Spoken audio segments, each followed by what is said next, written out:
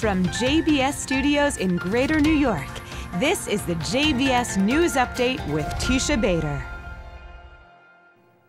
I'm Tisha Bader with the JBS News Update for Monday, January the 7th, 2019. Israeli Prime Minister Benjamin Netanyahu met this weekend with visiting U.S. National Security Advisor John Bolton in Jerusalem. In addressing the press and later on social media, Bolton reaffirmed the U.S. support of Israel, saying the alliance between the United States and Israel is unbreakable, and that the U.S. support for Israel's right to self-defense is unwavering. Netanyahu expressed his gratitude for that support. The two discussed such issues as the recent U.S. announcement of a withdrawal of U.S. troops from Syria, which Bolton said there was no timeline for at the moment. Netanyahu stressed to Bolton the importance of Israeli security at its border with Syria and called on the U.S. to recognize Israeli sovereignty over the Golan Heights. Bolton also visited the Western Wall in Jerusalem's Old City yesterday, along with U.S. Ambassador to Israel David Friedman and Israel's Ambassador to the U.S. Ron Dermer. He departs for Turkey tomorrow. A rocket was launched at Israel from Gaza late last night. It was intercepted by Israel's Iron Dome missile defense system. In response, IDF warplanes and helicopter gunships struck a number of Hamas terror targets in Gaza early this morning. Yesterday, a large bunch of explosive balloons attached to a drone-like model airplane glider was flown over the Gaza border fence into southern Israel, landing in a field of carrots on Israeli farmland. It was removed by a police bomb disposal robot. No injuries were caused. In response to that, IDF helicopters hit two Hamas positions in Gaza. And on Saturday, shots were fired towards a public bus near the community of Beit El in the West Bank. The driver of the bus was lightly injured. Israeli troops were searching for those responsible. Veteran Israeli leader Moshe Arens has died. Arens served 3 times as Israel's defense minister, as well as serving as foreign minister and Israel's ambassador to the U.S. He was a mentor to Prime Minister Netanyahu at the start of his political career, and Netanyahu today called Arens a giant patriot, saying he loved him as a son loves a father. Israel's President Reuven Rivlin called Arens one of the most important defense ministers Israel ever had.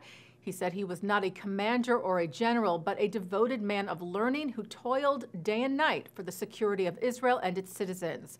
JBS President Mark Golub interviewed Moshe Arens just a few years ago on JBS about his political career and current views and lifelong service. You have done enormous work for the Jewish people and the state of Israel. Everybody does his part. Arens died at his home in Israel today. He leaves behind his wife, 4 children, and 9 grandchildren. He was 93. Well, the kosher slaughter of animals for meat, known as shechita, is no longer allowed in a major Jewish part of Belgium. Legislation was passed citing humane reasons just after the new year, which affects the northern Flanders region, home to half of the country's Jewish population, mostly in Antwerp and Brussels. It also serves as a major supplier of meat for European Jewish communities. The president of the Conference of European Rabbis, Rabbi Pinchas Goldschmidt, wrote on social media that it was a sad day for the Jews of Europe and a sad day for religious freedom in Europe. Muslim ritual slaughter for halal meat is also affected by this new legislation. A Hasidic community in New York is now what is said to be the first official Haredi, Orthodox, or ultra-Orthodox town in the United States. The Times-Herald Record reported on Saturday that Kiryas Joel became the town of Palm Tree on January the 1st, when it officially split from the town of Monroe in New York's Orange County. Kiryas Joel was created in 1977 as Satmar Hasidic Jews settled there under Satmar Rabbi Joel Teitelbaum. The name, Palm Tree, is an English translation of the Rebbe's last name. Turning now to some entertainment news, the 76th Golden Globe Awards were held last night in Beverly Hills. Some Jewish winners of the awards from the Hollywood Foreign Press included composer Justin Hurwitz, who won Best Original Film Score for First Man. Mark Ronson for Best Original Song, Shallow from A Star is Born, and TV writer-creator Chuck Lorre won Best Comedy Series for The Kominsky Method. Michael Douglas, by the way, won Best Actor for that show, dedicated his Golden Globe to his 102-year-old father, legendary Jewish actor Kirk Douglas. Taking a look now at our programming for tonight on JBS for Monday, January the 7th.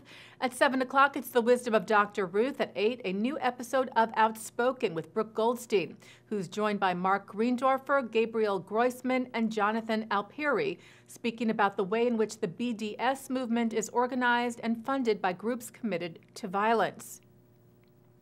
Then at 9, Mark Golub sits down with Palestinian Media Watch founder Itamar Marcus on L'chaim, and at 10, Dov Seidman and Thomas Friedman speak of how to repair the world at the 92nd Street Y. And coming up right after this newscast tonight at 6:30, Harvard Law Professor Emeritus Alan Dershowitz goes one-on-one. And that's the JBS News Update for Monday, January the 7th, 2019. I'm Tisha Bader.